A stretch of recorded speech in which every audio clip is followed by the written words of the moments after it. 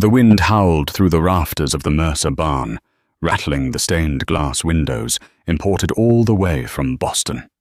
Today was supposed to be the union of two powerful families in Silver Creek, Colorado, a merger of land and law. But the silence that fell over the congregation wasn't one of reverence. It was the suffocating quiet of a grave. Jackson Mercer, the toughest rancher in the territory, stood frozen at the altar, his knuckles white as he gripped the railing. A single piercing scream from his 4-year-old son shattered the ceremony, stopping the priest mid-sentence. The boy wasn't looking at the woman in the white silk gown standing next to his father. He was pointing a trembling finger at a dirty, shackled woman scrubbing the floor in the back shadows. "Papa, that's my mama." The year was 1887, and the unrelenting sun had turned the once lush pastures of the Double M Ranch into a patchwork of cracked earth and dying grass. Jackson Mercer stood before the mirror in his master bedroom, adjusting the stiff collar of his dress shirt. He felt like a man walking to the gallows rather than an altar.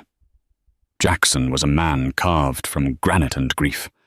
At 32, he had the weathered look of someone who had lived 3 lifetimes. His eyes, usually a sharp, piercing blue, were dull today, shadowed by the brim of the black Stetson he held in his calloused hands. "You look handsome, Papa," a small voice piped up from the doorway. Jackson turned. Timothy, his 4-year-old son, stood there in a miniature version of Jackson's suit. The boy had his mother's unruly chestnut hair and soft chin. Looking at him was both a blessing and a curse. It was like seeing a ghost every single day. "Come here, Scout," Jackson said, his voice gravelly. He knelt on one knee, ignoring the creak of his stiff trousers. He straightened Timothy's bolo tie. "You ready to be the best man?" Timothy didn't smile. He looked at his boots. "Do I have to call her Mama Miss Victoria?" Jackson's jaw tightened. He took a breath, smelling the dust and old wood of the house he built with his own hands. "No, Timmy. You call her Miss Victoria. Nobody replaces your Mama. You know that." "But Mama went to the angels," Timmy whispered. "That she did." Jackson said, the lie tasting like ash in his mouth. He didn't believe in angels anymore. Not since the night the cabin at the North Ridge burned down 3 years ago. They never found a body, just the charred remains of Lillian's favorite locket in the ashes. The sheriff had declared her dead, consumed by the fire that raged hotter than hell itself. Jackson stood up, putting on his hat. He wasn't marrying Victoria Halloway for love. He was marrying her because her father, Mayor Halloway, held the deed to the Double M. The drought had crippled Jackson's cattle stock, and the bank conveniently owned by the Halloways was threatening foreclosure. Marrying Victoria was the only way to keep the land for Timothy. It was a business transaction wrapped in silk and lace. Downstairs, the house was buzzing. The Halloway family had spared no expense. They had turned the massive Mercer barn into a cathedral of flowers and ribbons. It was obscene, Jackson thought. The ranch was bleeding money, yet Victoria insisted on importing orchids from San Francisco. "Jackson, darling," Victoria's voice drifted up the stairs, shrill and demanding. "The guests are arriving. My father is growing impatient." Victoria Halloway was beautiful in the way a diamond is beautiful, cold hard and sharp enough to cut you. She had blonde ringlets and eyes that calculated the worth of everything they landed on. She didn't want Jackson. She wanted the Mercer name and the status of being the rancher's wife. She wanted to tame the wild stallion of Silver Creek. Jackson placed a hand on Timothy's shoulder. "Stay close to me, son. Let's get this over with." Outside, the heat was oppressive. Carriages lined the long driveway. The elite of Colorado had gathered judges, cattle barons, and politicians. They were here to witness the final defeat of Jackson Mercer, though they called it a wedding. As Jackson walked toward the barn, he saw a commotion near the service entrance. A wagon with iron bars had pulled up. It was a transport from the county workhouse. "What is this?" Jackson asked his foreman, a grizzled old man named Hank. Hank spat tobacco juice into the dirt. "Mayor's orders, boss. He rented out some debt prisoners from the county to help with the serving and the cleanup. Said he didn't want to pay for real staff when the county owes him favors." Jackson's stomach turned. Debt prisoners. People who couldn't pay their taxes or fines, dragged into servitude until they worked it off. It was slavery, by another name, legal in these parts, only because Holloway wrote the laws. "Keep them out of sight," Jackson muttered. "I don't want to see chains at my wedding." "Yes, sir," Hank said, tipping his hat. Jackson walked into the barn. The air was thick with perfume, masking the smell of hay and livestock. He took his place at the altar. Mayor Holloway, a rotund man with a red face and a mustache that twitched when he smiled, gave Jackson a nod that was more of a smirk. "I own you," that look said. The organist hired from Denver began to play. The doors swung open. Victoria appeared a vision in white lace, trailing a veil 10 feet long. The guests gasped in admiration. Jackson felt nothing. He looked down at Timothy standing beside him. The boy was trembling. "It's okay, Timmy," Jackson whispered. But Timmy wasn't looking at the bride. He was looking past the rows of guests toward the back of the barn, where the shadows were deep. The ceremony droned on. The priest, Father O'Malley, spoke of duty and obedience, words that Victoria had personally selected.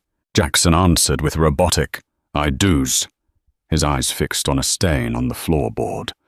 "And do you, Victoria Holloway, take this man?" While the priest spoke, the back of the barn was a different world. The help the debt prisoners brought in by the mayor were silently moving crates of wine and clearing dropped handkerchiefs. They were dressed in grey rags, forbidden to make eye contact with the guests. Among them was a woman known only as Inmate 402. She was thin, her frame gaunt from years of malnutrition. Her hair, once a vibrant chestnut, was matted and hidden under a rough grey scarf. Dirt smudged her cheeks, and her hands were raw and blistered from scrubbing floors in the county jail. She kept her head down, terrifyingly obedient. If she looked up, the guards would strike her. She had learned that lesson well over the last 3 years.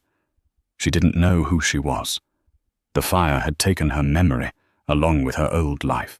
She only knew the pain, the cold of the cell and the voice of the warden telling her she was a criminal. A drifter found looting a burning cabin.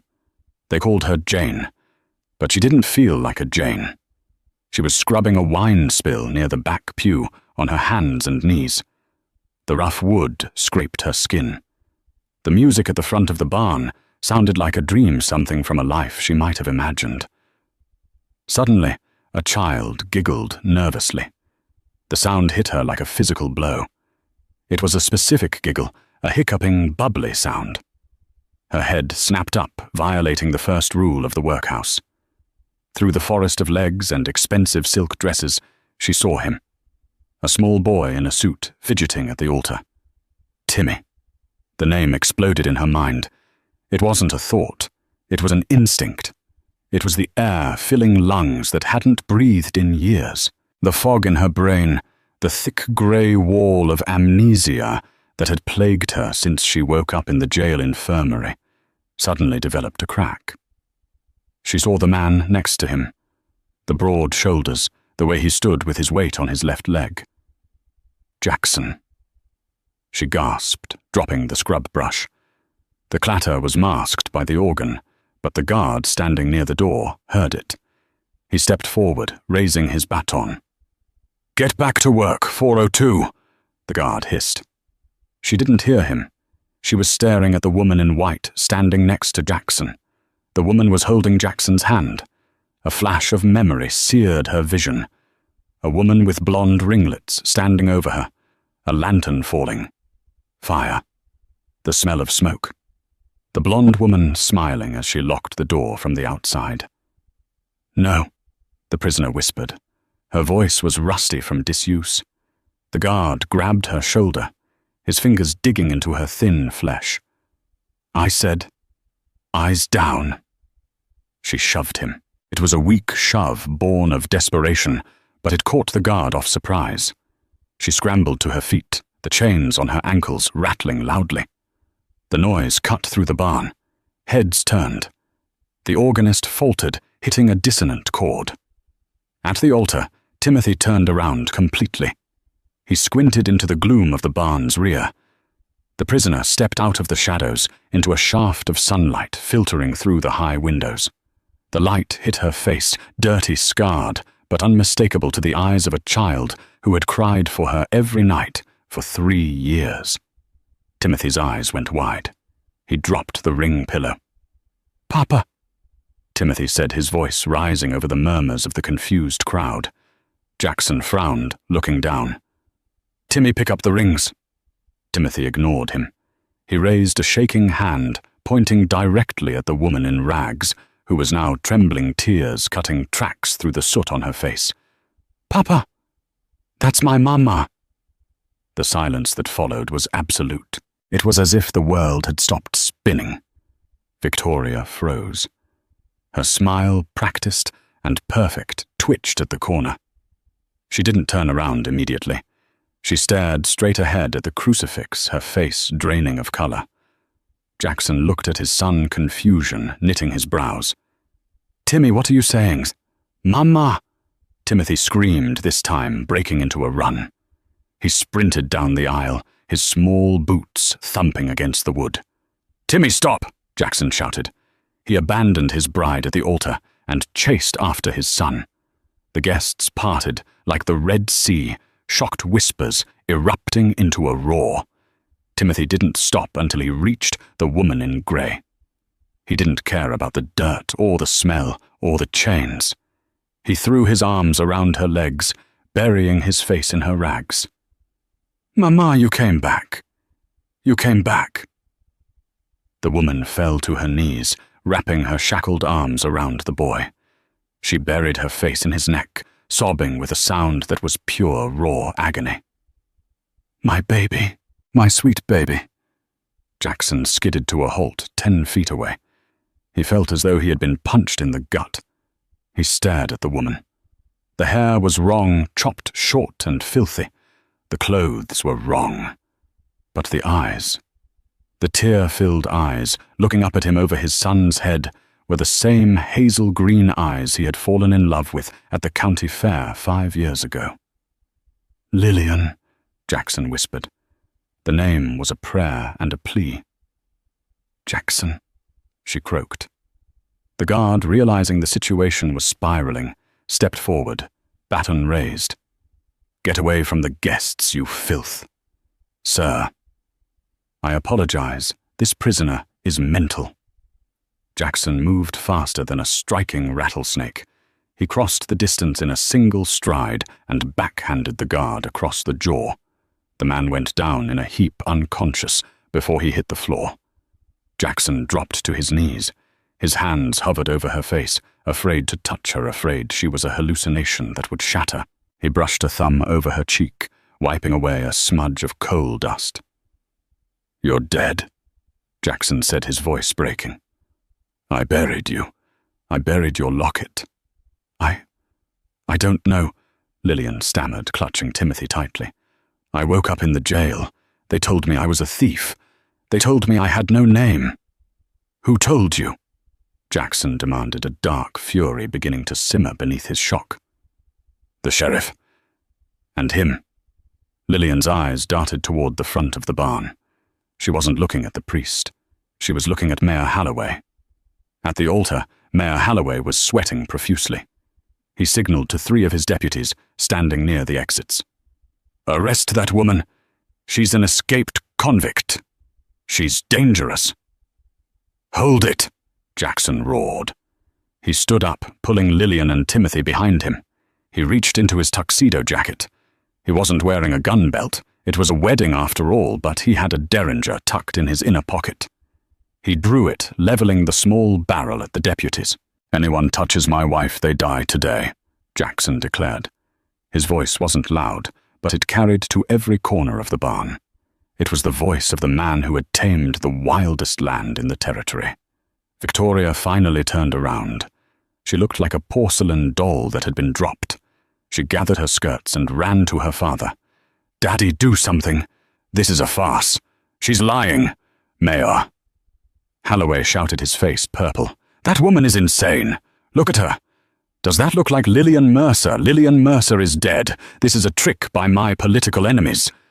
The guests were murmuring loudly now. Some were standing up to get a better look. Jackson looked down at Lillian. "Show me," he whispered. "Show me the mark." Lillian nodded understanding. With trembling fingers, she pulled down the collar of her rag dress, exposing her left shoulder. There, just above the collarbone, was a birthmark shaped like a crescent moon. Jackson stared at it. He let out a breath he felt he'd been holding for 3 years. He turned back to the crowd, his eyes blazing with a cold, terrifying fire. "This is Lillian Mercer," Jackson announced. "My wife. And if she's alive, then who is in that grave?" He turned his gaze slowly to Victoria and the mayor. The realization was dawning on him, piece by horrifying piece. The foreclosure, the convenient marriage, the woman locked away in the county workhouse where no one would look for a dead woman. "Victoria," Jackson said, his voice dropping an octave. "Why is my wife in chains?" Victoria took a step back, faltering. I don't know what you're talking about, Jackson.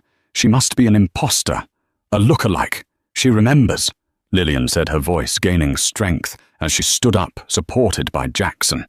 She pointed a shaking finger at Victoria. "I remember the lantern.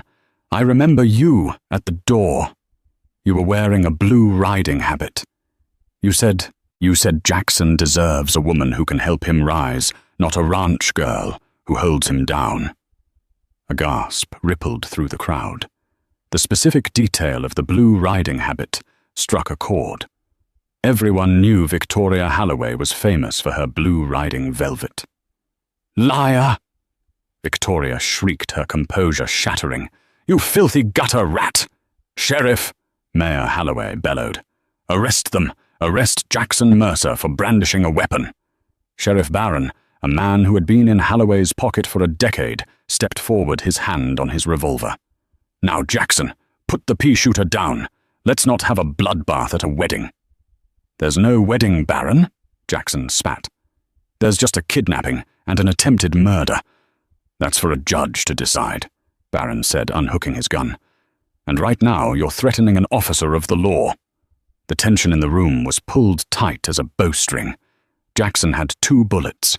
There were 5 deputies, plus the sheriff. Suddenly, the barn doors at the very back behind where Lillian had been scrubbing creaked open. A tall figure, silhouetted against the blinding afternoon sun, stepped in. He walked with a heavy limp, leaning on a cane, but his presence commanded immediate attention. He wore a dusty, long coat and a flat-brimmed hat. "I believe," the stranger's voice boomed deep and resonant, "that I might have some evidence regarding this matter." Mayor Halloway squinted. "Who the devil are you?" The man stepped into the light. He was older, with silver hair and a scar running down his cheek. He reached into his coat and pulled out a leather-bound ledger. "My name is Arthur Penhaligon," the man said. "I was the clerk at the county jail for 10 years, until the mayor fired me last week for asking too many questions about inmate 402. The mayor's face went from purple to ghost white. "And this," Arthur said, holding up the book, "is the ledger proving that Mayor Halloway paid the warden $50 a month to keep a Jane Doe in solitary confinement and heavily sedated. The dates start exactly 3 days after the Mercer cabin fire."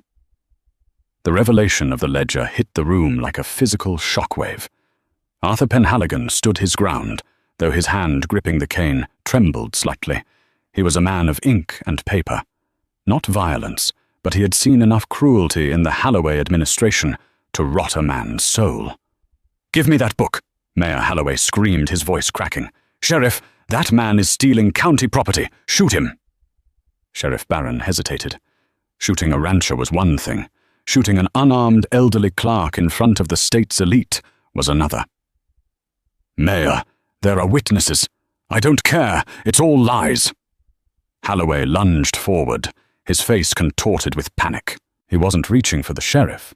He was reaching for the gun tucked in the sheriff's belt. "Look out!" Hank the foreman shouted from the side. Jackson didn't wait. He shoved Lillian and Timothy behind the heavy oak altar. As the mayor wrestled the gun free, a shot rang out. The bullet shattered a stained glass window high above raining colored shards of glass, down onto the wedding guests. Pandemonium erupted. Ladies in fine silk screamed and dove under pews. Men overturned chairs, scrambling for the exits. But the exits were blocked by the mayor's confused deputies. "Arthur!" "The book!" Jackson yelled over the din. Arthur Penhaligon, showing surprising agility for a man with a bad leg, slid the leather-bound ledger across the floorboards. It spun across the polished wood, stopping at Jackson's boots. Jackson snatched it up, jamming it into his belt. "Get them!" Halloway shrieked, waving the revolver wildly. "Kill them all if you have to burn the barn." Victoria grabbed her father's arm. "Daddy, are you insane? You can't burn the barn. I'm in here." Halloway backhanded his daughter, sending her sprawling into the flower arrangements. "You stupid girl. You let her live. You were supposed to ensure she never woke up. If this gets out, we hang." Jackson saw the madness in Halloway's eyes. This wasn't just a corrupt politician anymore. This was a cornered animal. "Hank!" Jackson bellowed. "Get the boys!" Hank, who had been standing by the service entrance, whistled sharply. The Mercer ranch hands, rough men, whose loyalty lay with the brand, not the town, kicked open the side doors. They weren't dressed for a wedding, they were dressed for work, and they carried Winchesters. The standoff froze the room. On one side, the mayor and 5 nervous deputies. On the other, Jackson, his family, and a dozen angry cowboys. And in the middle, 300 terrified socialites towering on the floor. "Nobody shoots," shouted a booming voice from the front row. Judge Thaddeus Ross, the most feared circuit judge in the territory, stood up slowly. He brushed dust from his knees. "Halloway, put the gun down. You have turned a wedding into a war zone." "You have no authority here, Ross," Halloway spat. "This is my town. And this is my courtroom, now," Jackson growled. He grabbed a heavy candelabra and hurled it at the deputies blocking the main door. "Everyone out, now." The distraction worked. The guests stampeded toward the opening. In the chaos, Jackson grabbed Lillian's arm. "We have to move. The loft. We can hold them off from the high ground." "I can't run fast." Lillian wept, the chains on her ankles clanking. "Jackson, leave me. Take Timmy. I'm just slowing you down." Jackson stopped looking deep into her eyes. He grabbed the chain connecting her ankles. With a grunt of exertion that made the veins in his neck bulge, he didn't break the chain. He picked her up. He hoisted his wife into his arms, chains and all. "I left you once because I thought you were gone," Jackson said fiercely. "I am never leaving you again." He ran toward the ladder of the hayloft, Timmy clinging to his jacket as bullets began to splinter the wood around them. The hayloft was dark and smelled of dry grass and old dust. It was a fortress of solitude above the chaos below. Jackson kicked the ladder away as soon as they were up, leaving them isolated on the upper platform. Below the barn was empty of guests, now leaving only the mayor, his men, and the Mercer ranch hands engaged in a tense standoff near the entrance. Jackson pulled Lillian and Timmy behind a stack of hay bales. He checked his derringer. 1 bullet left. He cursed silently. "Let me see the chains," Jackson said, his voice gentle now. He examined the iron cuffs around Lillian's ankles. They were crude, rusted things. He pulled a multi-tool knife from his pocket, something he always carried for ranch work, and began working on the pin of the lock. "Does it hurt?" Timmy asked, his small fingers touching the red, raw skin on his mother's wrists. "Not anymore, baby," Lillian whispered, pulling Timmy into her lap. She rocked him, her tears soaking his hair. "Not now that I have you." Jackson worked the lock. his heart breaking with every scratch he saw on her skin. "I'm sorry, Lillian. God, I'm so sorry. I should have looked harder. I should have torn the jail apart. You couldn't know," Lillian said softly. Her memory was coming back in jagged pieces, sharp and painful. "I remember waking up in the dark. My head hurt so bad. I didn't know my name.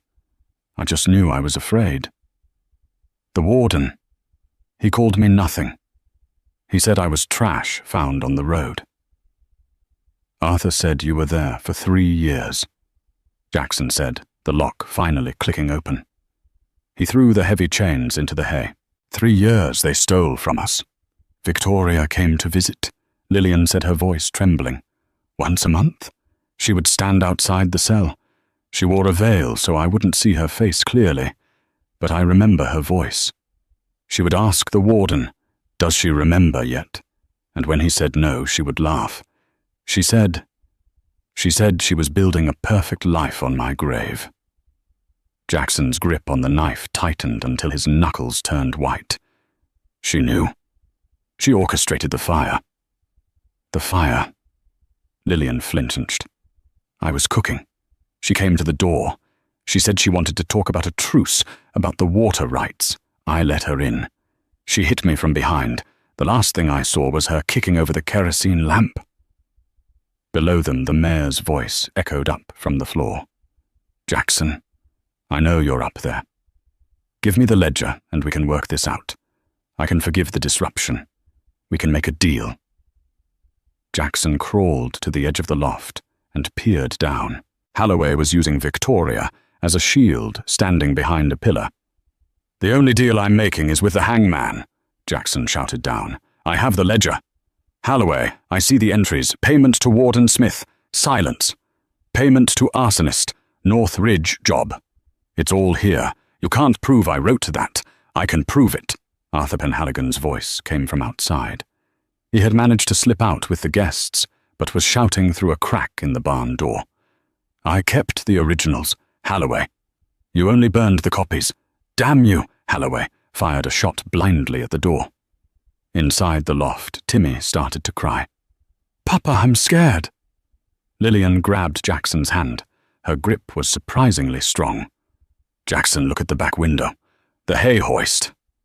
Jackson looked. At the rear of the loft, there was a large loading door used to hoist hay bales up from wagons.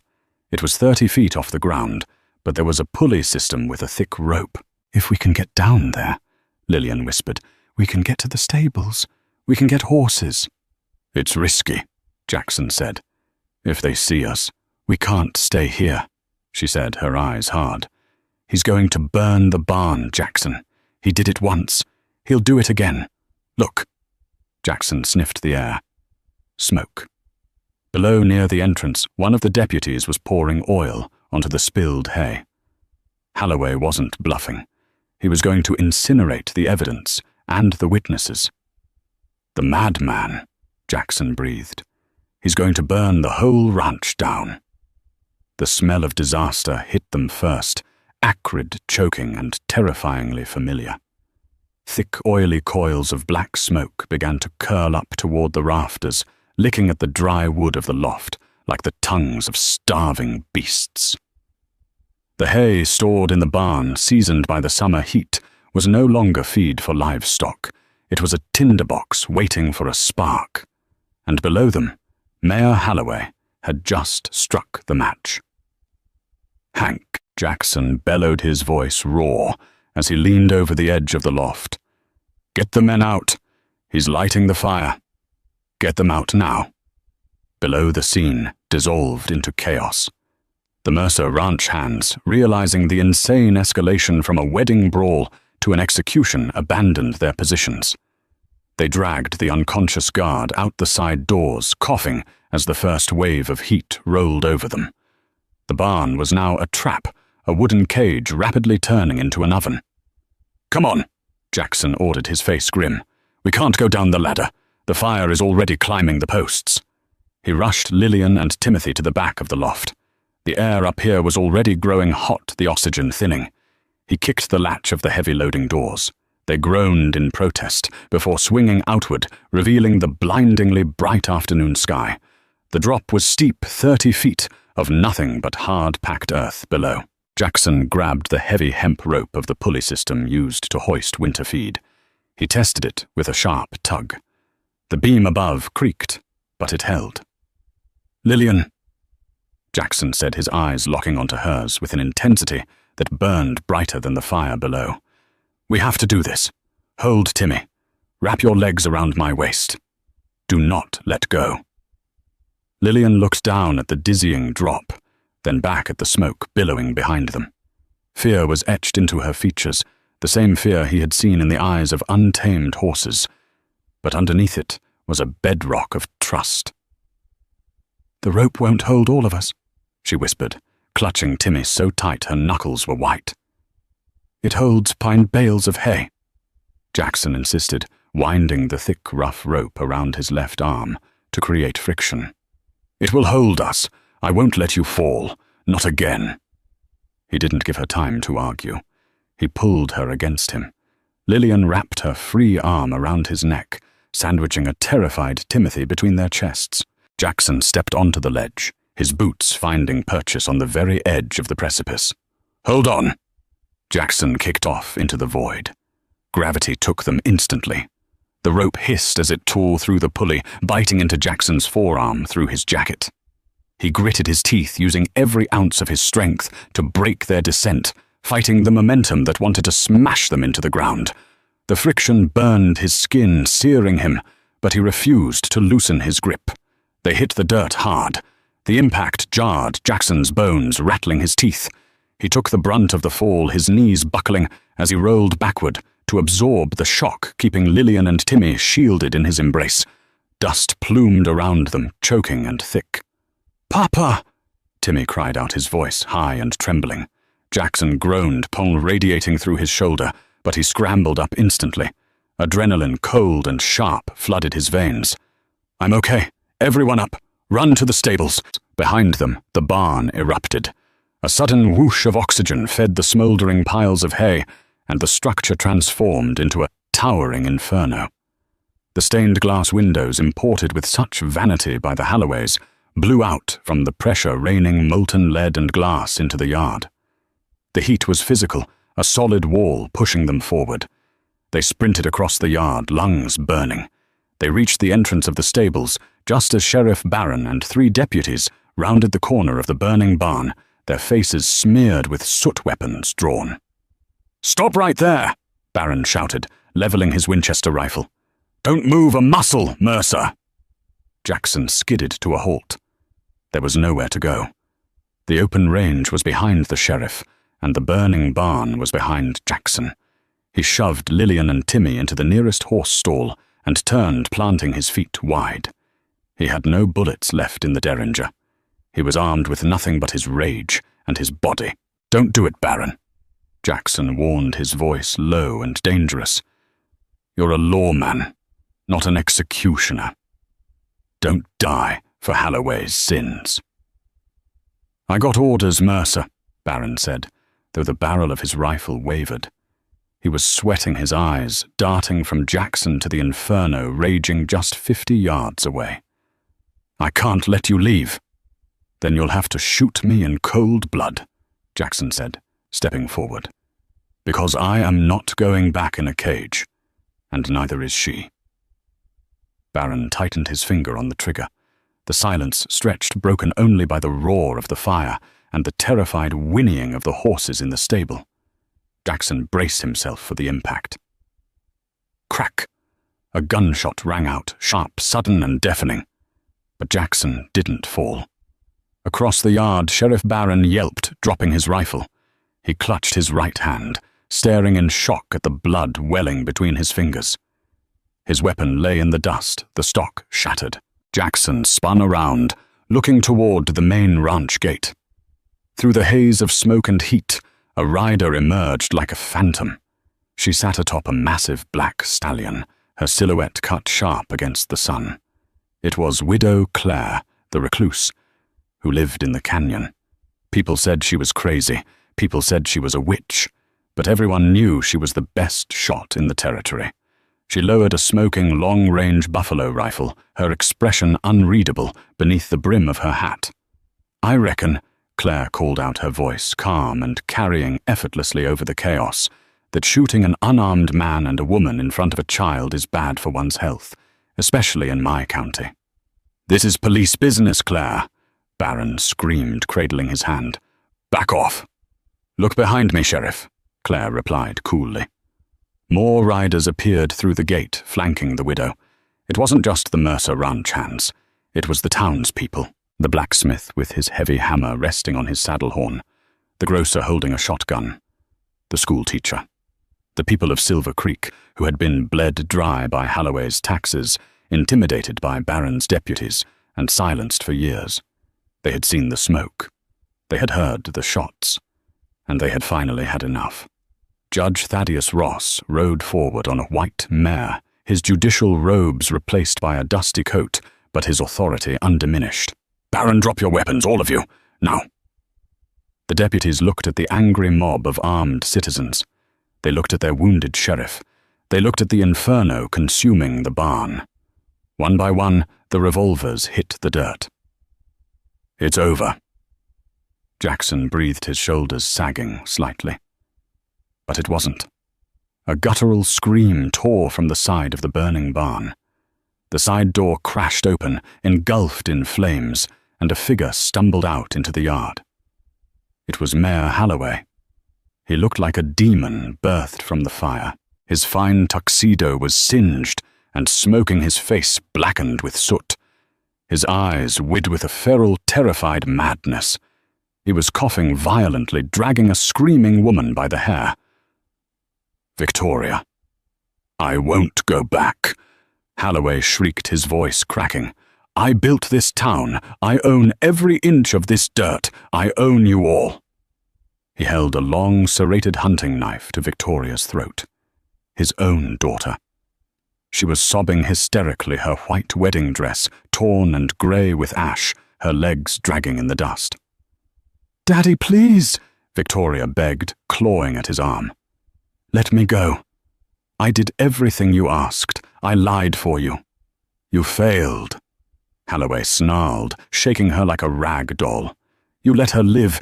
You were supposed to be the perfect face. Now look at us." He swung the knife toward the crowd, backing away toward the horses. "Back off, or she dies. I mean it." The mob froze. Even Widow Claire hesitated, her finger hovering over the trigger. A headshot was impossible with Victoria flailing in front of him.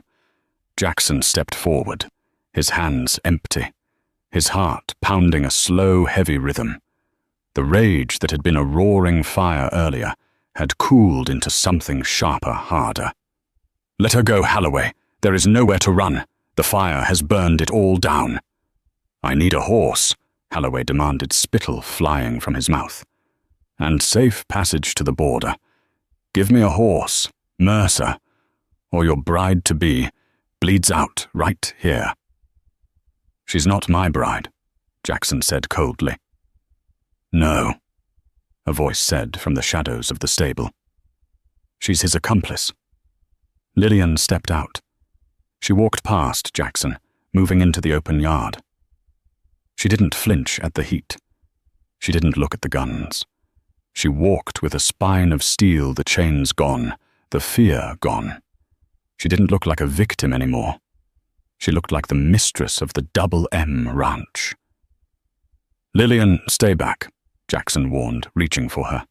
She ignored him. She walked until she was 10 paces from the man who had stolen 3 years of her life. "You don't get safe passage," Lillian said, her voice clear and resonant, cutting through the roar of the fire. "You get what you gave me." Holloway sneered, though his grip on the knife slipped slightly due to sweat. You're nothing. You're a ghost. A dirt farmer's wife who should have died in that fire." "I am a mother," Lillian said.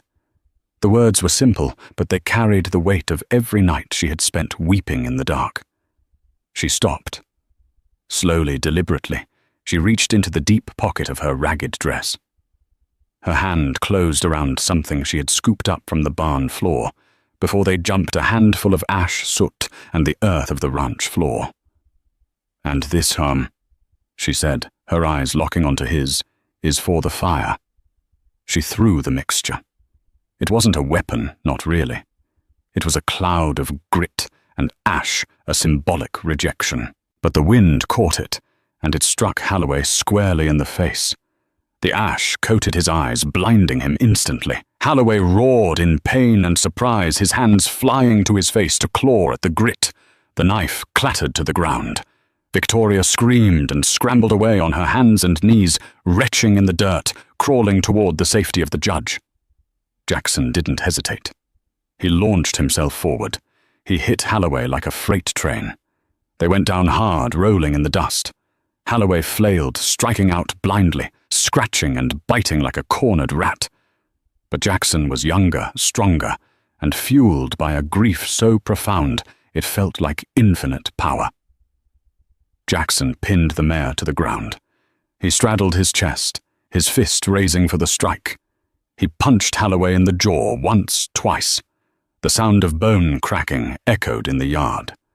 Halloway went limp, blood pouring from his nose, but Jackson pulled back his fist again. He wanted to finish it. He wanted to end the man who had made his son cry for a mother he couldn't remember. The red haze of violence clouded his vision. "Kill him," the voice in his head whispered. "End it." "Jackson, no." Lillian's voice pierced the fog. Jackson froze, his knuckles split and bleeding, hovering inches from Halloway's ruined face. He was panting, his chest heaving. He looked up. Lillian was standing over him. She wasn't looking at Halloway. She was looking at Jackson. Her eyes were pleading. "Don't let him turn you into a killer," Lillian said, placing a gentle hand on Jackson's trembling shoulder. "He's not worth your soul, Jackson. He's not worth the man you are for Timmy." Jackson stared at her. He looked at his son peeking out from the stable door. He looked at the blood on his hands. Slowly the tension left his body. He lowered his fist. "Let the law take him," Lillian whispered. "Let him rot in the dark. Let him feel every second of the time he stole." Jackson took a ragged breath. He stood up, towering over the broken, weeping figure of the mare.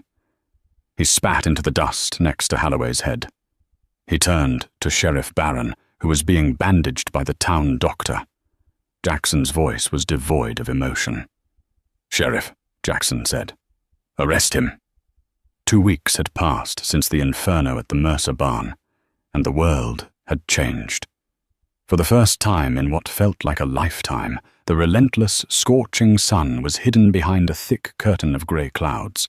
The drought that had choked Silver Creek, turning the pastures into brittle graveyards of dust and despair, had finally broken. Jackson Mercer sat on the wide wooden swing of his front porch, a ceramic mug of steaming coffee cradled in his hands. He wasn't drinking it. He was simply holding it for the warmth, watching the rain fall. It wasn't a violent storm, but a steady, soaking downpour, the kind that healed the earth. He watched as the water carved tiny rivers through the dust in the yard, washing away the soot and the memories of the fire.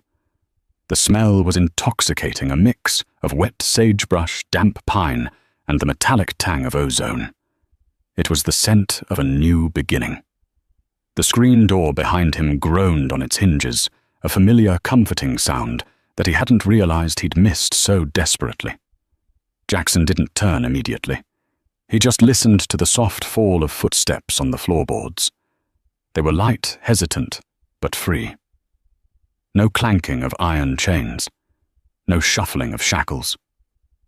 Lillian stepped out into the cool morning air. She didn't look like the broken, nameless inmate from the workhouse anymore. The grime of the cell and the ash of the fire had been scrubbed away, revealing the woman underneath. Her chestnut hair was still short, a jagged reminder of her captivity, but it was clean now, soft and framing her face. She wore a simple dress of blue calico that matched the clearing skies, a stark contrast to the grey rags she had worn for 3 years. She moved to the railing, taking a deep breath of the wet air, her eyes closing as the mist touched her face. Jackson watched her, his chest tightening. She was thinner than he remembered, and there were shadows under her eyes that might never fully fade. But she was here. She was real. "Is he finally down?" Jackson asked softly, his voice rough with the morning quiet. Lillian opened her eyes and offered a tired, gentle smile. She moved to the swing, tucking her legs beneath her skirt as she sat beside him. "He's sleeping. Finally. It took an hour. He refuses to let go of my hand until his breathing changes. He thinks if he closes his eyes without holding on, I'll vanish into smoke again." Jackson shifted, wrapping his arm around her shoulders, pulling her solid warmth against his side. "We aren't vanishing, Lily. We're rooted here, like the old oaks down by the creek. Nothing is moving us again." Lillian leaned her head on his shoulder, her hand instinctively finding his free one. Her fingers traced the calluses on his palm, grounding herself. "Arthur came by earlier while you were checking the fence line," she said quietly. "He brought the newspapers from Denver." Jackson stiffened slightly. "What did they say?" "It's over, Jackson. Truly over," she whispered, her voice gaining a thread of steel. "Judge Ross didn't waste time. Mayor Holloway and Warden Smith were sentenced yesterday. Life in the territorial prison. No parole. They're going to the very hell they built for me." "And Victoria?" Jackson asked the name, tasting like bile. "Exile," Lillian replied. "She testified against her father to save her own neck. In exchange for immunity, she has to leave Colorado. She's being sent east to live with a distant aunt in a boarding house. For a woman like her, stripped of her name and her fortune fading into obscurity, is a punishment worse than a cell." "Good riddance," Jackson grunted, the tension in his shoulders finally beginning to unspool. "She can rot in the east for all I care. But what about the ranch? The foreclosure notice?" Lillian shifted so she could look him in the eye. A spark of triumph, bright and fierce, lit up her gaze. "That was the best part. Judge Ross went through the ledger Arthur saved. The debt on the double M. It was fabricated, Jackson. Holloway was skimming interest off the bank loans and falsifying the records to force you into that marriage. We don't owe the bank a single dime. We own the ranch, free and clear." Jackson let out a breath he felt he had been holding for 3 years.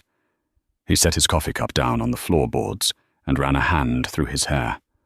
A laugh bubbled up in his chest, a rusty, unfamiliar sound that felt surprisingly good. He looked out at the rain, soaking his thirsty pastures. The grass would grow back green and lush. The cattle would fatten. The double M would survive. But land was just dirt without the people to share it with. He turned his full attention back to Lillian. The silence between them wasn't empty. It was heavy with the things they had lost and the miracle of what they had found. Jackson reached into the pocket of his vest. His fingers brushed against velvet, and he pulled out a small drawstring pouch. "I found this," Jackson said, his voice dropping to a whisper. "About a week after the fire at the North Ridge cabin.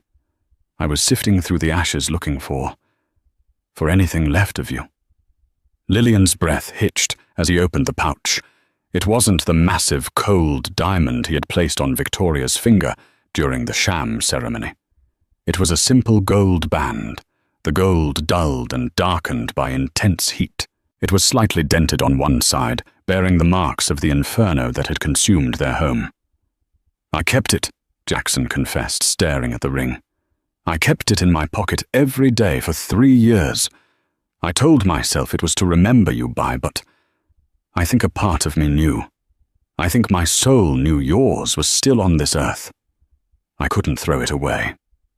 Lillian's hands trembled as she reached out. She touched the scorched metal, her eyes filling with tears. "It's not shiny anymore," she whispered. "It's burned. It's got scars." "It's been through the fire," Jackson said fiercely, taking her left hand in his. "It's been beaten and burned and buried in the dirt.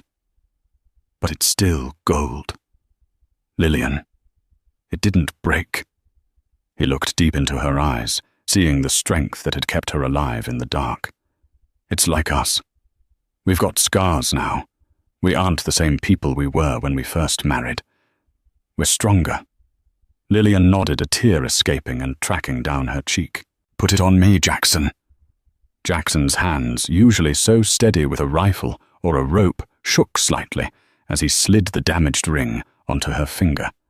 It fit perfectly, settling into the groove it had made years ago. Lillian Mercer, Jackson said, his voice thick with an emotion that threatened to choke him. I promise to protect you from the dark. I promise to believe in you even when the whole world says you're gone. Will you stay with me through the drought and the flood? I'm already home, Jackson, she whispered. I never really left. She leaned in, bridging the gap between them. When their lips met, it wasn't the tentative, polite kiss of their first courtship. It was a kiss of survival. It tasted of salt and rain and a desperate, consuming love that had defied death itself. It was a promise that no matter how hot the fire burned, they would not be consumed. Inside the house, in the warm safety of his bedroom, Timothy stirred. He blinked open his eyes, panic rising in his chest for a fleeting second when he felt the empty space beside him. He sat up, clutching his blanket, and looked toward the window. Through the glass, he saw them. His papa and his mama sitting on the swing, wrapped in each other's arms, while the rain washed the world clean. The fear in his chest evaporated, replaced by a warm, heavy comfort. They were there. They were safe. Timothy smiled, a true, sleepy smile. He lay back down, buried his face in the pillow that smelled like lavender and safety, and closed his eyes. The nightmare was finally over. That day at the Double M Ranch proved that the truth, no matter how deep you bury it, will always find a way to the light. Lillian Mercer wasn't saved by a prince or a knight. She was saved by the unbreakable bond of a child's love and a husband who refused to let go. Jackson and Lillian rebuilt their life not on the lies of the Halloways, but on the solid ground of their endurance. If this story touched your heart, please hit that like button and share it with someone you love. It really helps the channel grow and lets us bring you more emotional stories like this one. And don't forget to subscribe and ring the notification bell so you never miss a new story. Did you cry when Timmy recognized his mom? Let me know in the comments below. Thanks for watching.